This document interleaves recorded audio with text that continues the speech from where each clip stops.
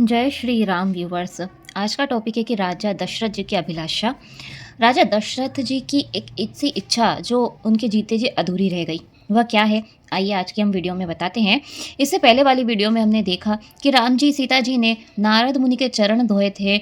वह एक बिल्कुल साधारण मनुष्य के समान व्यवहार कर रहे हैं श्री राम जी। अगर आपने मेरी वह वीडियो नहीं देखी हो तो जाकर के ज़रूर देखिएगा। राम जी ने, सीता माता जी ने नारद मुनि के आने पर उनके चरण कमल धोए थे। वह कथा क्या थी? चलिए आइए आज की हम वीडियो शुरू करते हैं। यहाँ जब नारद मुनि आते हैं राम जी के पास, तब उन्हें ब्रह्मा जी की बात बताते हैं कि ब्रह्मा जी ने कहा है कि आपका जिस कारण से जन्म हुआ है रावण के मरने हेतु, मारने के लिए, तब आप उसे कीजिए। अब आगे की कथा हम शुरू करते हैं। यहाँ सब अयोध्या में सभी लोगों के मन में लालसा है कि महादेव जी को मनाकर करें कि राजा अपने सामने ही राम जी को युवराज पद दे दे। इसी प्रकार से एक समय सब सभासद सही राज्यसभा में महाराज दशरथ जी विराजमान थे। सब सुकर्मों की मूर्ति महाराज श्री राम जी के सुयश को सुनकर के मन में बहुत ही प्रसन्न थे। इस प्रकार से श्री राम जी अपनी सभा में, राज्यसभा में महाराज दशरथ जी बैठे हुए थे और सभी राम जी की बड़ी ही प्रशंसा कर रहे थे। सभी लोग यही चाहते हैं कि राम जी को अब राजा दशरथ जी युवराज बना दे। जिनके पुत्र मंगल के मूल है श्री राम जी, उनके लिए जो कुछ भी कहा जाए वह थोड़ा है। महाराज ने ससभा में दर्पण हाथ में लिया और मुख देख करके मुकुट को ठीक किया। देखा कि कानों के पास के बाल सफ़ेद हो गए हैं, मानो बुढ़ापा उपदेश कर रहा है कि राजा ने राम जी को रास्ते लग करके अपने जीवन और जन्म को सफल क्यों नहीं बनाते हैं। इस प्रकार से राजा के मन में आता है कि राम जी को अभी युवराज बना देना चाहिए। शुभ सब दिन और शुभ समय पाकर राजा दशरथ जी ने प्रेम से पुलकित शरीर से वशिष्ठ जी को जा सुनाया। राजा ने कहा कि हे मुनिनाथ सुनिए, अब श्री राम जी सब विधि से योग्य हो गए। मंत्री, अयोध्यावासी, हमारे शत्रु, मित्र, उदासीन सभी को राम जी प्रिय जैसे मुझे। आपका आशीर्वाद ही मानो शरीर धारण करके सुशोभित हो रहा है। हे स्वामी, सभी ब्राह्मण सकुटुंब आप ही के समान स्नेह करते हैं। सब कामनाएं मेरे मन में, एक ही कामना मेरे मन में रह गई है, सो हे नाथ, वह आप ही की कृपा से पूर्ण होगी। यहाँ राजा दशरथ जी की एक ही कामना है कि राजा दशरथ जी राम जी को युवराज बना दें। मुनि को स्नेह सहित प्रसन्न देकर राजा ने कहा, आज्ञा दीजिए तो कहूँ। इस प्रकार से राजा वशिष्ठ जी के पास से जाते कहते हैं कि आज्ञा दीजिए जिससे सारी मेरी मनोकामनाएं पूरी हो। वशिष्ठ मुनि बोलते हैं कि राजन, तुम्हारा नाम और ये सब काम मनोकामनाओं को देने वाला है। राजन, तुम्हारे मन की अभिलाषा के पीछे पीछे चारों फल चलते हैं। जिनके पुत्र श्री राम जी हैं, भगवान जी हैं, उनके पीछे पीछे जो चारों फल चलते हैं। इस प्रकार से मुनि वशिष्ठ जी कहते हैं। राजा अपने मन में इस प्रकार से गुरुदेव को प्रसन्न जान करके मधुर वचन बोले कि नाथ, श्री राम जी को युवराज कीजिए, कृपा करके आज्ञा दीजिए तो राज तिलक की तैयारी की जाए। इस प्रकार से वशिष्ठ मुनि कहते हैं कि सभी दिन, वह दिन अच्छा होगा, वही शुभ होगा जब श्री रामचंद्र जी का राज तिलक होगा।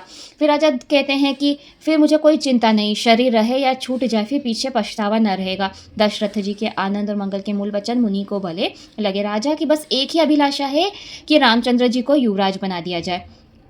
बोलते हैं कि राजा न सुनो, जिनके विमुख होने से लोग पछताते हैं, मतलब श्री राम जी, मतलब भगवान जी के बिना विमुख होने से लोग पछताते हैं, और जिनके भजन के बिना हृदय की जलन नहीं जाती, वही स्वामी श्री राम जी तुम्हारे पुत्र हुए हैं, जो पवित्र प्रेम के अनुगामी हैं। श्री राम जी को केवल पवित्र प्रेम ही प्यारा है। हे राजन, जल्दी से सब सामान सजाओ, देर ना करो। शुभ दिन और सुंदर मंगल तभी है जब श्री राम जी का युवराज हो जाए। इस प्रकार से वशिष्ठ जी आज्ञा देते हैं और राजा आनंदित होकर महल में आते हैं। सेवकों को, मंत्री सुमंत्र को बुलाते हैं। उन्होंने जय जी का सिंह नवाया। राजा ने सुमंगल वचन सुना। इस प्रकार से सभी अयोध्या वासियों को यह जब समाचार मिलता है कि राजा राम जी को युवराज पद दे रहे हैं, तो सभी बड़े ही आनंदित होते हैं। घर, गलियां, नगर, चौराहे सब सजा दिए जाते हैं और सभी राजा वशिष्ठ जी राजा गुरु जी के पास जाकर उनसे पूछते हैं कि राज तिलक की क्या क्या तैयारी की जाए। वह सब तैयारियां पूछ कर राजा से की जा रही है। प्रसन्न होकर मुनि मधुर वाणी से बोलते हैं कि पहले तो संपूर्ण तीर्थों का जल ले आओ, औषधि, जल, फूल, फल, पत्ते, मंगल पदार्थों के नाम गिन करके बताए। इस प्रकार से वशिष्ठ मुनि सभी मंगल पदार्थों के नाम बताते हैं और सभी काम इतनी शीघ्रता से कर लेते हैं कि जैसे उनको, मतलब कहने भर की देर थी, उन्होंने जैसे पहले से ही सब तैयारियां करके रखी थी। इतनी शीघ्रता से सारे काम वह कर लेते हैं। मुनीश्वर ने जिसको जिस काम के लिए आज्ञा दी, मानो पहले से ही कर रखा हो। इस प्रकार से सभी मंगलदायक शगुन, सभी को श्री राम जी अपने प्राणों के समान प्यारे हैं। जब माताओं को पता चलता है, सुमित्रा माता कौशल्या जी को पता चलता है कि राम जी को युवराज बनाया जा रहा है, तो वह बहुत ही आनंदित होती हैं। सुमित्रा रानी अनेकों प्रकार के सुंदर मणियों के हर चौके पूर्ति हैं। श्री रामचंद्र जी की माता कौशल्या रानी आनंद में मग्न होकर बहुत से दान ब्राह्मणों को बुला करके देती है। ग्राम देवी देवता नागों की पूजा करती हैं, फिर बलि का भाग देने की मानता की। अंत में प्रार्थना करती हैं। देखिए माता कौशल्या जी क्या प्रार्थना करती हैं कि श्री राम जी की भलाई हो, दया करके यही वरदान दीजिए। जिसमें श्री राम जी की भलाई हो वही वरदान दीजिए। इस प्रकार से सभी सुहागिनी स्त्रियां मंगल गीत गा रही हैं और सभी राम जी के रास्ते लग की तैयारी कर रही हैं। राजा ने वशिष्ठ जी को बुलवाया, राम जी के महल में शिक्षा देने के निमित्त भेजा। अब मुनि वशिष्ठ जी राम जी के महल में जाते हैं। उन्हें कहने के लिए जाते हैं कि आज आपको क्या क्या संयम करने हैं, राजा आपको युवराज पद दे रहे हैं, तो आपको क्या क्या करना चाहिए। इसके लिए वशिष्ठ मुनि श्री राम जी के महल में जाते हैं और राम जी दौड़ते ही मुनि के चरणों पर गिर जाते हैं। फिर सीता जी से उनके चरण स्पर्श करते हैं, कमल के समान दोनों हाथ जोड़ करके बोलते हैं, यदि सेवक के घर स्वामी का आगमन मंगलदायक करे अमंगलहारी है तो भी हे नातुचित। तो यही था कि दास को प्रीतिपूर्वक बुला करके कार्य निमित्त राम जी कहते हैं कि आप मुझे ही आज्ञा देते तो मैं ही आकर के आपके चरणों लगता। इस प्रकार से श्री रामचंद्र जी मुनि से कहते हैं कि अहे प्रभु, आपने अपनी प्रभुता छोड़ करके जो स्नेह किया, इससे आज यह घर पवित्र हो गया है। गोसाई जो आज्ञा हो सो मैं करूँ, स्वामी की सेवा में ही सेवक का लाभ है। मुनि ने ऐसे प्रेम भरे वचन सुनकर के राम जी की बड़ाई की, कहा कि हे राम, आप ऐसा क्यों ना कहेंगे, आप सूर्यवंश के भूषण हैं।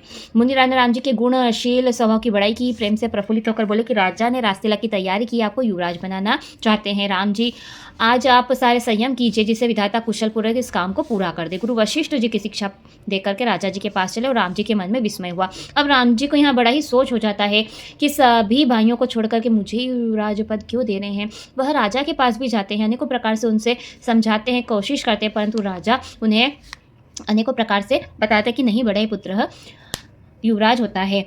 और इस प्रकार से जैसे सारे भाई, राम जी मन ही मन में सोचते कि सारे भाई एक साथ जन्मे, खाना सोना, लड़कपन, खेलकूद, कर्ण छेदन, यज्ञों, पवित्र विवाह आदि सभी उत्सव साथ में हुए हैं, पर इस निर्मल वंश में यही अयोग्य बात हो रही है, भाइयों को छोड़कर के बड़े भाई कहीं रास्तिलक होता है। इसने सहित प्रभु श्री राम जी का पछतावा भक्तों के मन की कुटिलता को दूर कर। यहाँ पर ऐसा लिखा हुआ है, प्रभु का जो पछतावा है, भगवान राम जी किस प्रकार से, जैसे कि जो इंद्र के पास वैभव है उससे 100 गुना वैभव राजा दशरथ जी के पास है, वह भी रामचंद्र जी नहीं चाहते हैं। ऐसे ही भक्तों के मन की कुटिलता को दूर कर से, ऐसे ही निर्मल स्वभाव सभी भक्तों का होना चाहिए। प्रेम, उसी समय प्रेम और आनंद में मग्न लक्ष्मण जी को पता जब चलता है तो बड़े ही आनंदित होते हैं और आकर राम जी से मिलते हैं। सभी इसी प्रकार से आनंद और उत्सव मनाते हैं। बाजार, राहे, गली सब बैठने के स्त्री पुरुष आपस में चर्चा करें कि कल शुभ लग्न किस दिन हो, समय है जब विधाता हमारी मनोरथों को पूर्ण करेगा। इस प्रकार से अब कल राम जी का रास तिलक होने वाला है। सभी लोग बड़ी प्रसन्न है कि कल वह शुभ घड़ी कब आएगी जब हम सिंहासन पर, सोने के सिंहासन पर सीता जी से श्री राम जी को बैठकर देखेंगे और हमारी मनोकामना पूर्ण होगी। सब यही कह रहे हैं कि कल सवेरा कब होगा, पर कुचाली देवता विघ्न मना रहे हैं। अभी यहाँ देवता लोगों विघ्न मना रहे हैं, आपस में सोच रहे हैं कि यह काम कैसे बिगड़ जाए। जैसे अगर राम जी का युवराज हो जाएगा तो वह रावण को मारने के लिए कैसे जाएंगे। इस प्रकार से देवता लोग बड़ा ही सोच विचार में पड़ जाते हैं। उन्हें अवध के आनंद उत्सव अच्छा नहीं लगता है। वह सोच विचार करें कि अब राम जी को हम युवराज पद देने से कैसे रोके। यह मैं आपको आगे आने वाली वीडियो में बताऊंगी कि कैसे देवताओं ने विघ्न डाला और रामचंद्र जी को युवराज होने से रोक दिया।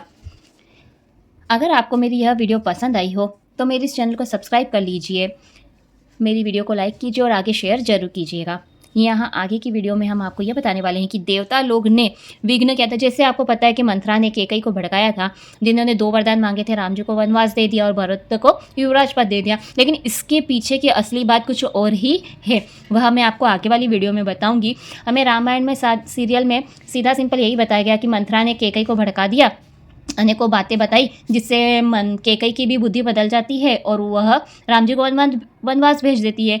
लेकिन यहाँ कुछ और ही बात है जो हमें रामायण सीरियल में नहीं बताई गई है, तो मैं आपको बताऊंगी। आप मेरे साथ जुड़ जाइए, मेरे इस चैनल के साथ जुड़ जाइए और राम कथा में जुड़ जाइए, जिससे आपको हर छोटी से छोटी बात का पता हो। जय श्री राम।